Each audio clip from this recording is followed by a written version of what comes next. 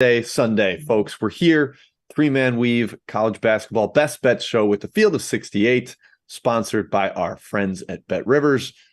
Jim Root hosting today. I'm joined by Matthew Cox, Kai McEwen, ready to talk some hoops. Kind of a solid, sneaky solid slate today on Sunday.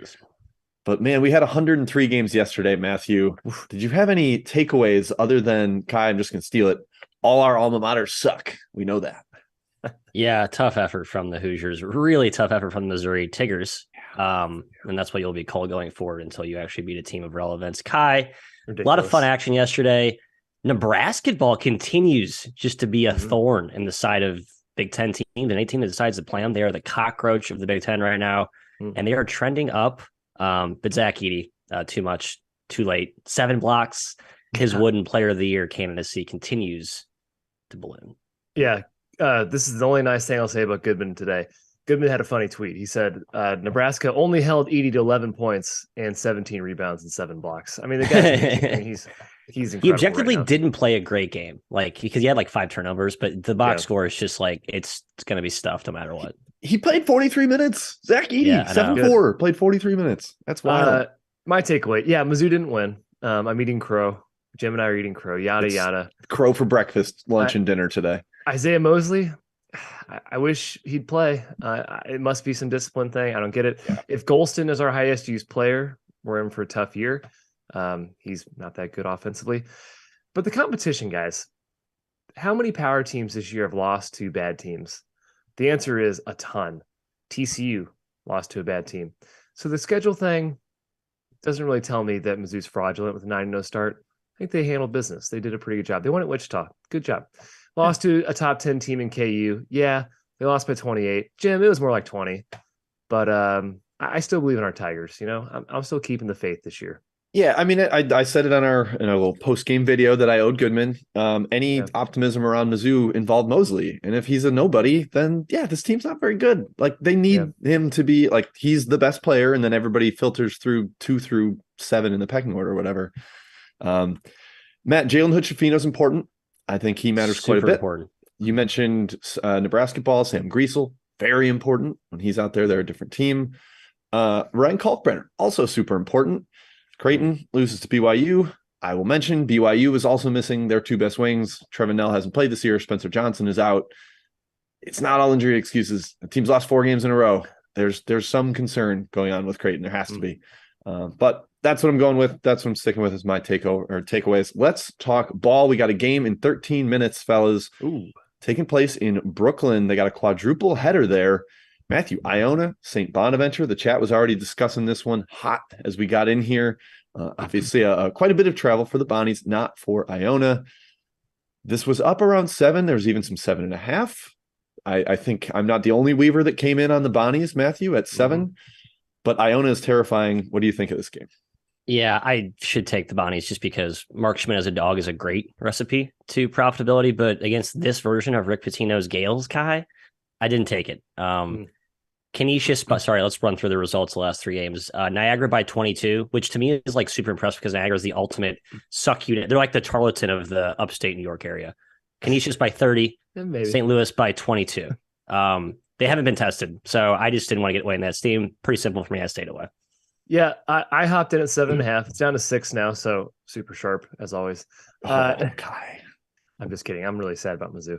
It's very possible that Iona's awesome this year. I mean, Patino's an awesome coach. He has great talent. But, hey, the Gales, somewhat mortal away from home, guys. They lost to Hofstra. They did handle Vermont. Okay. They lost to Santa Clara by 10. They've been tested. They've been beaten this year. I agree. They've not been invincible. I agree with that. Very fair. The Bonnie shouldn't be taken lightly. Mark Schmidt's a wizard himself. He's a fantastic coach. I wouldn't put him quite at Patino's level, but, man, he's pretty good. And, however, Jim, the Bonnies also not that great away from home. They have a neutral win against Notre Dame, but they've been much better in the friendly confines of Olean. 7's just a huge number. Even at 6, I lean towards the Bonnies.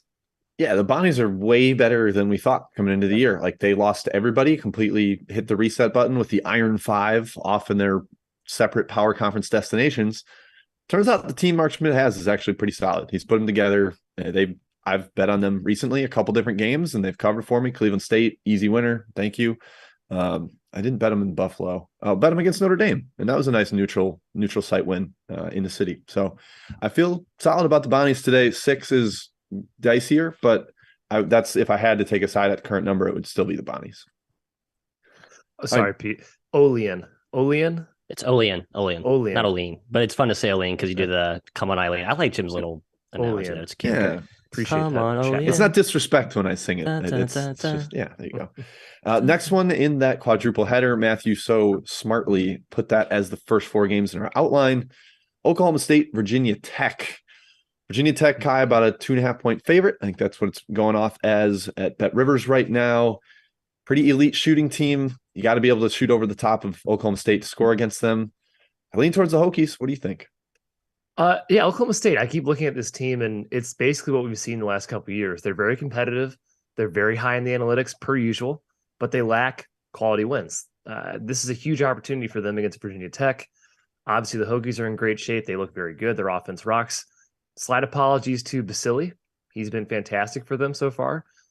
He's definitely exceeded my expectations. Now, can Virginia Tech, Matt, handle the pressure, the length of Oklahoma State? This is probably by far the best and most active defense they faced this season. Yeah. Will it affect their hot shooting? They are obviously great offensively, but Oklahoma State can defend. Can they keep Oklahoma State off the glass? It's a toss-up for me. It's very different styles here. It's opposite strengths. I do sort of lean towards Virginia Tech because I trust them a little bit more. I trust Mike Young more, but it's kind of a toss-up. I do too, and that's why I didn't bet it. But I think the matchup does favor Oklahoma State. I think the price at the current number slightly favors the Pokes. So you just look at like their last 5 games. Like they lost to UConn by 10. I know that was a misleading final score, but they battled back against a team that's basically been untouchable to date. Sam Houston, a team that's been untouchable, they put them away. Prairie View, like the ultimate SWAC Nat 25. Tulsa, convincingly. I think they're actually trending in the right direction right now. Their shooting's been the main question mark with them. They haven't made shots, but they get to the glass, second, third chance. They'll supplement. I think they can muck this game enough, Jim, in the NBA arena. Maybe the Hokies' shots are not falling as cleanly as they would be back at the, what's their home court? I don't know. It's in Blacksburg. It's called that. Blacksburg, whatever. Yeah. So I like Oklahoma State here. I do. I think if he touches 3, I'll be jumping in. Yeah, you make good points about the athleticism, whether they can handle pressure. Like Padula is a great point guard, but he's not overflowing with athleticism. And when teams have pressed them late in games, Virginia Tech's really struggled. Like UNC got all the way back into that game because they turned on the defensive pressure, and that was in Blacksburg. We'll see on a neutral floor if they're able to handle that.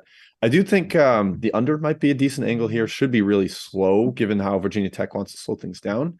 And yeah, Matt, your point on efficiency, I would lean towards the under. What was the other? Oh, the best Oklahoma State game you might have left out. Losing by 10 at UConn is like a Hercules effort at this point. No, that's saying the score.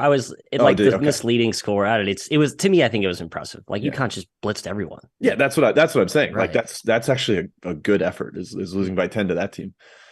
All right, let's move on. The headliner, Matthew. 2 teams that you are in love with: your Tennessee Volunteers and your Maryland Terrapins. Tennessee about 5.5 right now at BetRivers, point favorite. Are you backing your Vols? Are you backing your Terps? Or is this a kick your feet up and watch your 2 favorite teams play? Well, at the current price, it's a kick feet up popcorn game. But like Kai said, I am sharp and I got 6. I wouldn't recommend it anything lower than 6. Tennessee kind of looks like they might be legit in that Colorado game was a complete outlier. They got Josiah and Jordan James back the last two games. He's been not 100%, but still effective, and he's such a good asset on the defense end. He's not making shots. I mean, the Jonas Adu the Euros Plavich resurgence has been kind of a monstrous development for Tennessee. He's got 25 points in his last 38 minutes, dominated 2 mid-majors, obviously, but I think he's kind of a weapon that Maryland, a team without like a true bona fide center, is going to have issues with. So if Tennessee wallops the Terps, Kai, I think it's because it's like an interior on the block bloodbath. That's what the Terps have to negate here. Yeah, I'm excited for this one. It's going to be a great game. I agree. I liked Maryland at a higher number, 5, probably staying away. Tennessee is a top 5 team. Will they have Vescovy? He could still be out. I know he's still kind of a game time decision. He's supposed to play, but yeah, we don't know for sure. Yeah, he's important. But the last 3 games, Tennessee, they've won by 36, 54, and 35. It doesn't really matter who they played. That's incredible. But Maryland's been great. That one road loss at Wisconsin, that's pretty passable. I think they can give Tennessee a test here. Being very old and being very experienced is a good thing in college basketball. and that's Maryland. They don't get rattled very easily. I think Jameer Young can handle the backcourt defense of Tennessee. I think the Terps defense is solid enough to keep the balls off the glass, keep them from scoring. So I actually lean towards the Terps here as a 2-possession dog. Jim. Yeah, and Kevin Willard's a really good underdog coach. I should have the exact numbers. Sorry, Sunday show don't have the pulled up, but he's like an Ed Cooley or a Shaka Smart, where he's really good as an underdog. He gets his teams up, and they're not like in a different world talent wise here. And if Vescovy's banged up and Maryland knocks down shots, like Kai said, that effort at Wisconsin was actually pretty solid. I thought that was a terrible spot for Maryland, and they didn't make shots, and they still hung around. So, I've been impressed with the Terps so far this year. I think they keep this one close as well. I'm not betting it, but yeah, I think this is going to be a good one. The headliner that we deserve on this fine Sunday. Oh, I think the Terps. Okay. The Maryland fan travel there from the comment Will Jones in the chat. I would imagine most people are Maryland fans tonight. I know. I just think these games are always empty, barren. No one goes to these, which stinks. But yeah, I guess I'll give a slight. I guess I don't really know. I have not been.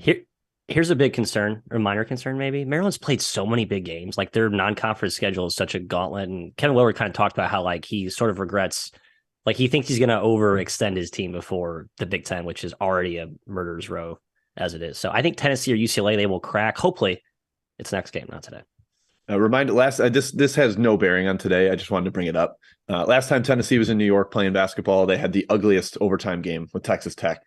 109 points in overtime total. Like that game was disgusting. Oh yeah. Just wanted to bring up that classic that we all enjoyed last year, right around this time. All right, the last one in Brooklyn, the nightcap, UMass and Hofstra. Kai, this is me with this game because I don't know what's going on with. I don't think Fernandez plays. I kind of doubt Estrada plays too. Yeah. So both teams missing their best creator, best ball handler, kind of base their offenses around what those guys do. It's too much of an uncertainty. I didn't want to get involved with this one. And one guy's way more important to his team, and that's Estrada. You have to know his status if you're going to back Hofstra. He's the reigning Colonial Player of the Year. He's vital for them. If he's out, it's a UMass bet. Fernandez is out, but they're a very deep team. Now, Diggins did get hurt at the end of the last game, too. So UMass might be down 2 of their primary ball handlers. I still don't really think it matters a whole lot. Hofstra, Matt, anecdotally in my head, last couple of years have struggled with physical teams. And you don't get more physical than UMass. They're going to crush them in all the hustle areas. If Estrada's in, I think Hofstra can score enough to maybe keep this one because UMass's offense really isn't going to exploit them. But if he's out, it's a pretty strong UMass lean for me in this game. Yeah, I would say kind of a tough spot here for UMass, though. I know it's off the loss to UMass Lowell, but they played last Friday, Monday, Thursday, now playing Sunday. Do we have any good sense of what the Martin? They're so deep.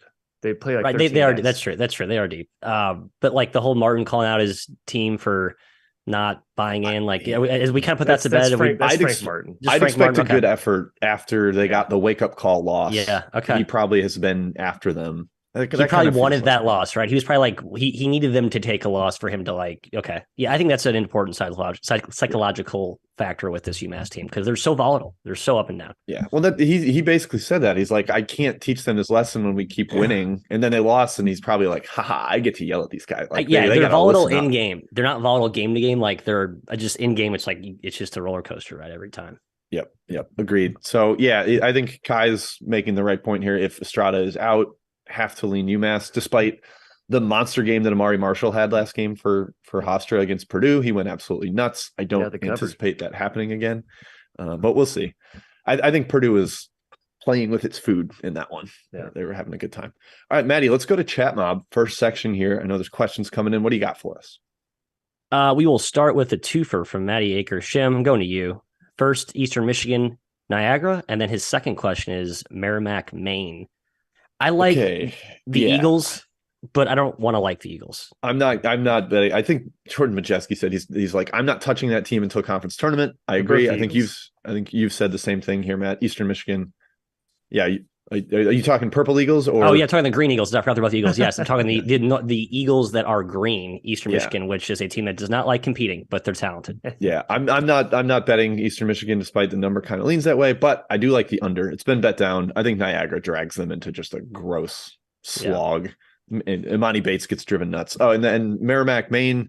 Number told me to bet Merrimack. I didn't because one team's been really good this year, Maine, and one team's been awful, Merrimack. So sat it out. Yep. Hi, Ryan asking about East Tennessee State, Morehead State. There's been some money coming in on the Buccaneers, a short road dog, now basically down to Pick'em, -1 Morehead. Some injury concerns for East Tennessee State. I don't really have an opinion on this game. I was going to be on ETSU, but Tipler and Jansek have been out of the lineup forever. I don't want to touch them right now. I can't figure it out. They're playing 6 guys. It's not something I want to back right now. So I stayed away. Yeah. It's kind of the same issues we saw with this team last year. Not deep enough and not physical enough. Last year they had like 5 scholarship guys at the end of the year. They're like already at that point. It's ridiculous. They've lost the Forbes physicality aura brand. But we'll see what happens. Benny asking about UMass. We talked about that a little bit. Ryan A, Lipscomb, Tennessee State, little Nashville showdown. Jimbo, any thoughts there? Lipscomb's been awesome, by the way. Yeah, there's like not much home, if any. There's no travel, and I don't think Tennessee State's going to have some home run crowd.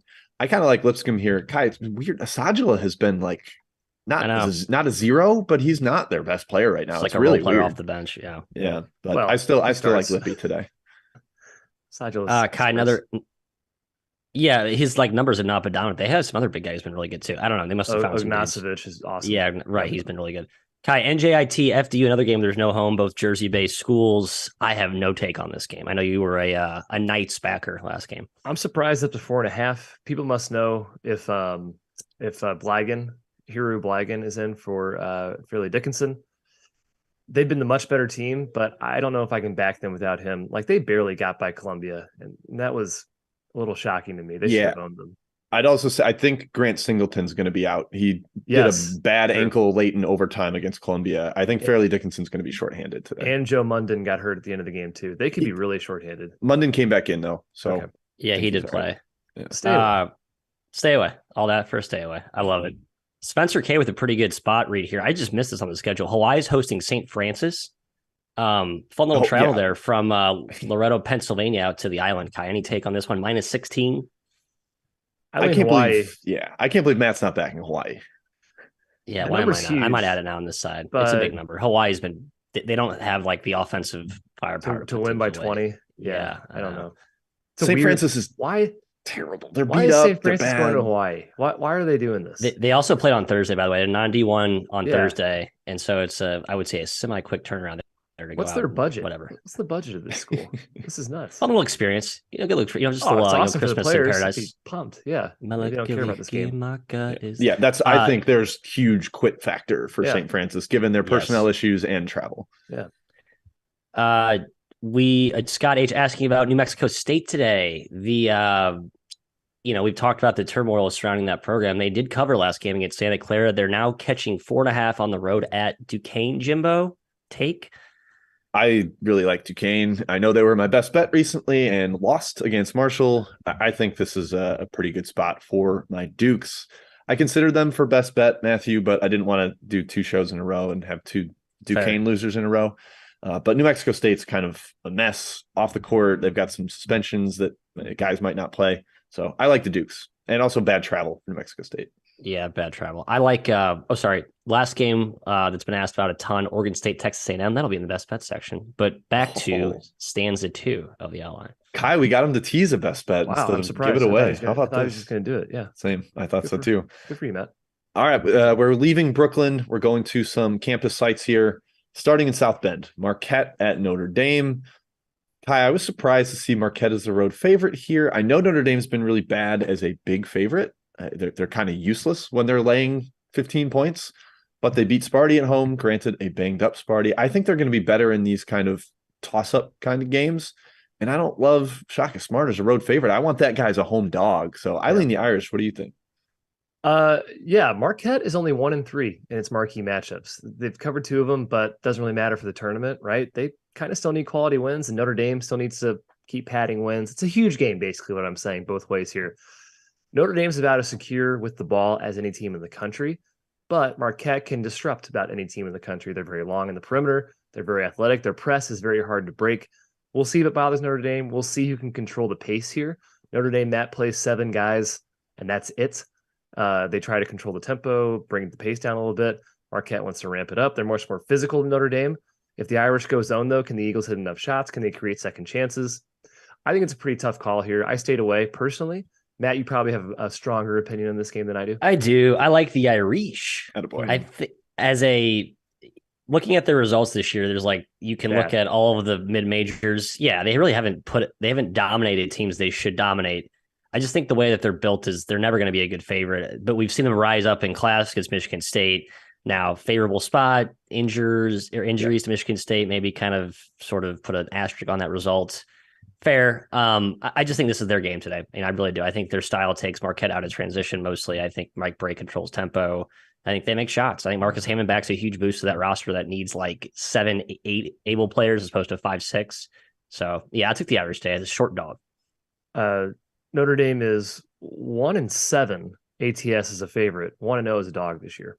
Hey, love that. 2-0 is coming up. Yeah, serve up that 2-0, baby. Yeah. All right, next we got Seton Hall at Rutgers. Fellas, I'm just going to come out and say it. My best bet is first half Rutgers -4.5.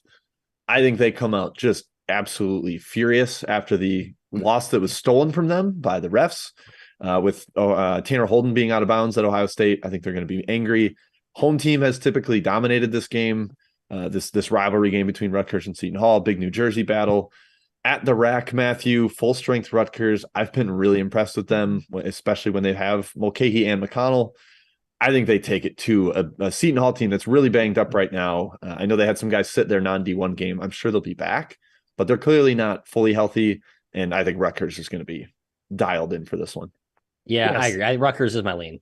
Yes. That's all. Sorry, we're kicking to Matt first. My bad. I wanted it. I wanted the rock. I was going to Matt. Go ahead, Matt. I'll give it a hot potato too. I just think it's their spot after the loss to Ohio State, back home, in-state rival. All the dynamics are there for we're locked in for this one. And yeah, Seton Hall, just too many injuries right now. I think they're kind of limping into conference play. As Shaheen Holloway kind of hinted at all offseason, it's man, we've had guys injured all fall, and it's sort of persisted into this year. And yeah, I think it's a brittle Seton Hall team right now. So yeah, I'd lean Rutgers.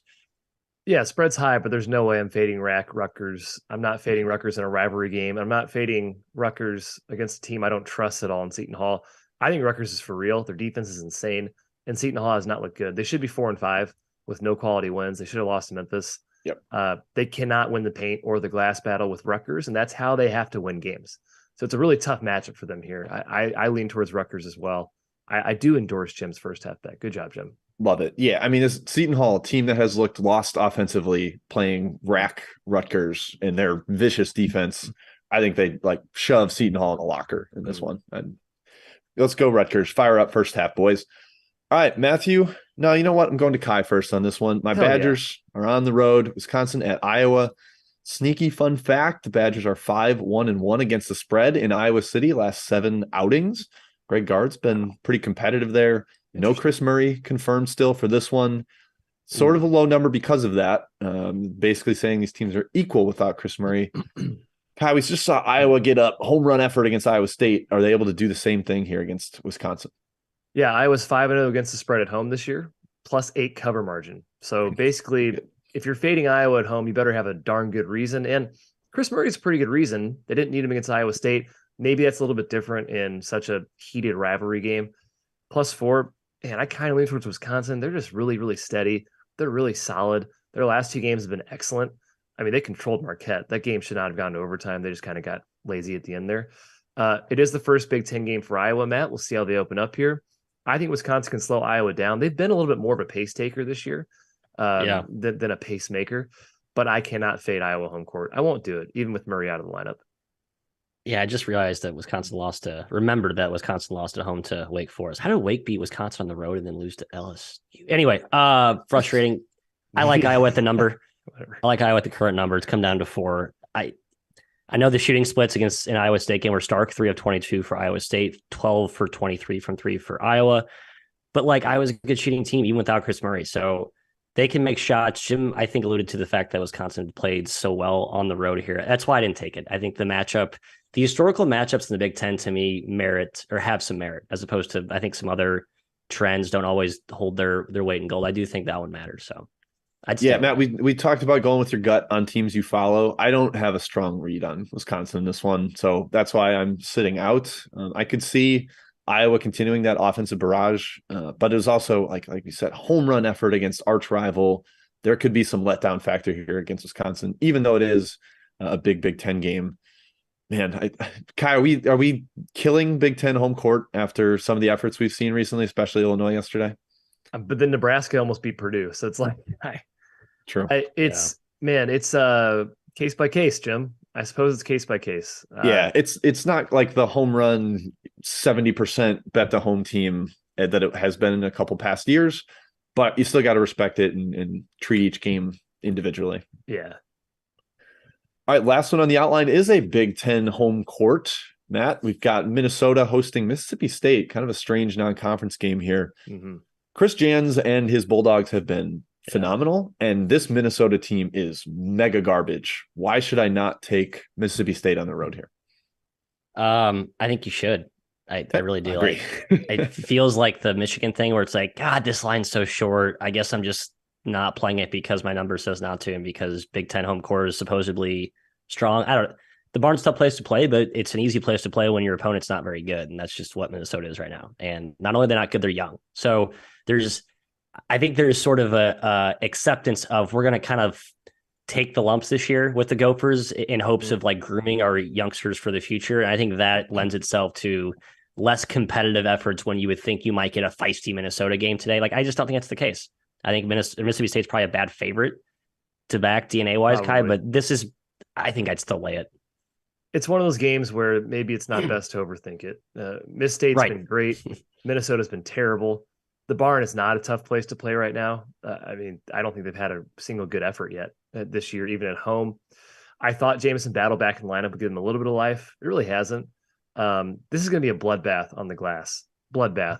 You got the number one offensive rebounding team in the country by rate in Mississippi State against the 336th best defensive rebounding team in the country by rate. One team's physical, talented, and extremely well coached. The other one's Minnesota. I lean towards Miss State here. -7. Yeah, it's a little high, Matt. I agree with you on the Mississippi State, not as good of a favorite type of thing, but I'd lean their way. Yeah, I think they crock-pot them. Even if it's not like a get all over them early, I think they eventually win this game by double digits. So I'm tempted to hop in. I made this higher because I don't respect Minnesota at all. I backed Minnesota a couple games in a row. Again, had the miracle Virginia Tech cover, miracle push against Purdue, and I was like, you know what, these are the wrong sides. I need to knock Minnesota. And so now I'm more trending betting against them. This is my second straight time fading them as a home dog, and the first one went well, so I'll keep it going. Mississippi State for me there. All right, fellas, let's get back to Chat Mob before we reveal the rest of our best bets. Maddie, what do you got? I only have 3 questions. The mobsters are just, there's no, they have the winners themselves. They no longer they don't need it from us. And that's fine. Not many games I think that's fair. It's the evolution of our teachings. But we will start with Matty Akers. Another question about a Northeast showdown. Kai Bryant versus Manhattan. The Bulldogs have been a tough nut to crack. Obviously very talented. Manhattan has been better than we thought. Plain simple. 9 points is a ton. However, you got to know if Manhattan's guys are back. Josh Roberts missed last game. Another guy missed, Brennan. Yep. Yeah. Josh Roberts is really important. Roberts really important. Yeah. Earl Timberlake is back for Bryant. That's probably part of the reason you saw the line creep up a little bit. There's no way Kayvon Kramer's back, but Bryant's still a lot more talented. Hey, 9 points at Manhattan. Sheesh. I'm leaning towards the Jaspers.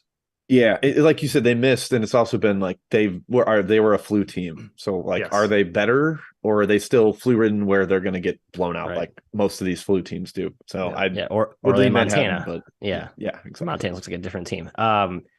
Great game here. Almost made outline, by the way, as a little bit of a sleeper. Jack Stone, Jim asked for Indiana State versus Southern Indiana. He might be going to the game. Has a hand up. I think there's a lot of points in this one. I think it's up and down. Track meet. Both teams are willing to run. Don't have a strong side take because, Kai, we've seen these new D1 teams are just hyper feisty, and I don't want to fade. I'm done fading Southern Indiana. Yeah, so you got that up. and if you're going to fade them, now's the time to do it. Open 5. Now it's at 7. I mean, I don't want to fade Indiana State either, but I think that team is awesome. It felt pretty high though, for just given how good or how continuously competitive Southern Indiana's been. But no action for me there. Not a ton of travel. All right, and on the polar opposite end of the aesthetically pleasing spectrum, Andrew asking about Tarleton versus UCF. Kai should be a gross game. UCF will be dragged down into the muck of doom that Charlton did. But there's some injuries concerns for the Texans. Are there? Oh, I think there are a couple. Jim, remind me, please. You can cover the injuries, but this is the type. I'm usually a Tarleton guy. This is the type of the game I don't think Tarleton wins or keeps close. Like UCF's kind of a different beast. They have a huge size advantage. They're going to get to the line 100 times in this game. I'm staying away in this one. Yeah, Tarleton is missing Ja'Cory Smith and Gatquath last game. Ja'Cory is like their second best player. So if he's out, I have a hard time seeing them hang around a UCF team that can completely shut down their offense. Mm-hmm. And that's it. Any last at the horn? There's a few in here. Siena, Delaware. Let's hit that one from Ryan N. I don't have a hard take in this one. My Saints have been awesome, and I think I just missed the boat early and haven't been able to back them like I did last year. So I'm bummed out about that. Yeah, I don't have a strong one on that one. I wanted to back Navy against Towson. I saw someone ask that. Yeah, Towson Navy, great game. Towson was like, even with Clemson the entire game, needed a 3 at the buzzer to backdoor that game. But Jason Gibson has still been out. Radier Hicks has still been out. Navy is a really, really feisty underdog. And keep an eye on their freshman point guard, Austin Benini. He had 20 last game against that vaunted West Virginia defense. Wow. I know Navy didn't cover, but like it's pretty rare for them to play a freshman this big in minutes. Maybe that's not a reason to bet them today. That's just a hoop tip. Watch Navy. Good hoops on that squad. Hi, how about Youngstown versus Ohio? The boys of Youngstown versus the boys of Jeff Bowles. I kind of refuse to believe that Ohio is this bad, the way the market's been pricing them. And Youngstown's getting a lot of credit here. I think historically, Ohio owns this matchup. I don't know if they play a whole lot, but from what I gather, this is basically like Ohio usually dominates, and both sides know it. This year, you could argue Youngstown's better than Ohio.